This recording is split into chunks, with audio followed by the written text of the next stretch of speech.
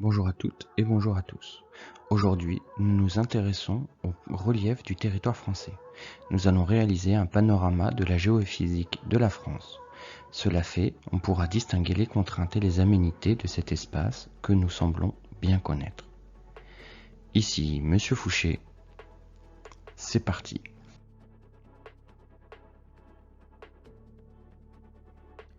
Quand on parle du relief, le plus évident est bien entendu de parler des points les plus hauts, les montagnes. En France métropolitaine, 6 massifs montagneux sont à porter à notre attention. J'espère que vous les connaissez et que vous savez les situer sur une carte. En premier lieu, les Alpes et les Pyrénées, qui sont les plus jeunes formations géologiques et qui non seulement forment une frontière respectivement avec l'Italie et l'Espagne, mais aussi les points culminants de l'espace français. Il faut aussi mentionner à ce stade la Corse, qui connaît les mêmes contraintes. Ensuite, on découvre des montagnes plus anciennes. Les altitudes sont plus modestes, les pentes moins rudes et les sommets émoussés. C'est le cas du Jura, des Vosges et du Massif central. Les montagnes, on l'a vu en 6e, sont des espaces contraignants. L'installation des hommes, tout comme leurs déplacements, sont rendus compliqués. Pas impossible, mais plus compliqués. Il s'agit d'une contrainte et non d'une impossibilité. Les hommes peuvent s'installer, se déplacer ou commercer à travers les montagnes en utilisant entre autres les vallées. Seulement, leurs conditions de vie et leurs mouvements sont rendus plus difficiles. Aujourd'hui, en zone de montagne, l'économie est dominée par le tourisme, avec le domaine skiable, bien entendu, mais aussi, dans de nombreuses stations de sport d'hiver, le développement d'activités pour accueillir aussi les vacanciers en été.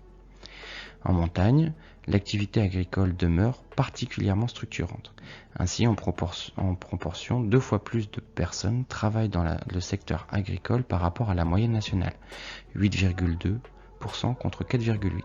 Cette agriculture est extensive, se caractérise par la polyculture et offre des revenus modérés aux exploitants. Enfin, l'industrie peine à s'installer en montagne. La pente ne permet souvent pas l'installation d'usines ou d'aménagements gourmands en espace. Notons toutefois la persistance dans certaines zones d'un artisanat local. Par opposition aux montagnes, les plaines connaissent peu ou pas de contraintes. Les déplacements sont aisés, la construction est rendue plus simple par l'absence de pente, on peut installer des équipements particulièrement encombrants, stades, usines, centres commerciaux, ou encore pratiquer l'agriculture extensive. Par ailleurs, les fleuves et rivières serpentent sans mal et sont propices à l'installation de villes et à leur développement. Au niveau des activités économiques, en dehors des villes qui ont leur propre logique, les plaines sont dominées par le secteur agricole. Les larges étendues planes permettent une agriculture productiviste intensive de monoculture, souvent céréalière, particulièrement rémunératrice. Ce sont des exploitations souvent limitées à quelques personnes qui, grâce à la mécanisation et à l'utilisation de pesticides et d'engrais, sont capables d'exploiter plusieurs centaines d'hectares. Cette agriculture se retrouve tout autour de Paris et en Beauce, entre autres, mais aussi dans le sud-ouest. Les plaines en périphérie des villes sont des espaces qui se transforment soit en nouvelles habitations et participent ainsi à l'étalement urbain, soit sont dévolus à l'installation d'aménagements coûteux en espace, usines, centres commerciaux, zéniths ou autres stades. Autre espace contraignant, les îles tropicales. La France en compte de très nombreuses grâce aux départements-régions d'outre-mer tels que la Guadeloupe, la Martinique, la Réunion et Mayotte, mais aussi aux collectivités d'outre-mer telles que la Polynésie. Ces îles concentrent de nombreuses contraintes naturelles et géographiques. L'éloignement de la métropole, l'insularité oblige un accès par bateau ou par avion qui impose des ruptures de charge pour les marchandises et donc des aménagements, le volcanisme, le climat que l'on développera un peu plus tard et enfin les contraintes liées aux pentes et à l'altitude. Les activités économiques sont essentiellement tournées vers le tourisme. On a construit de grands ensembles pour accueillir les vacanciers métropolitains ou étrangers.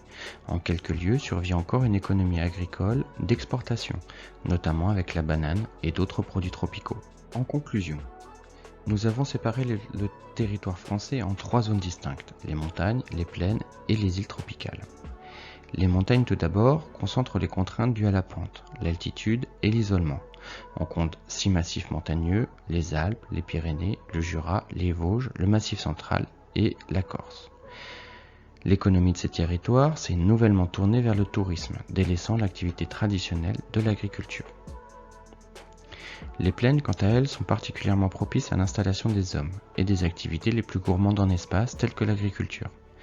Économiquement, on voit se développer une agriculture productiviste, très rentable, orientée vers la monoculture, mais qui n'occupe que très peu d'actifs. Enfin, les îles tropicales cumulent les contraintes, isolement, insularité, altitude, tropicalité, éloignement.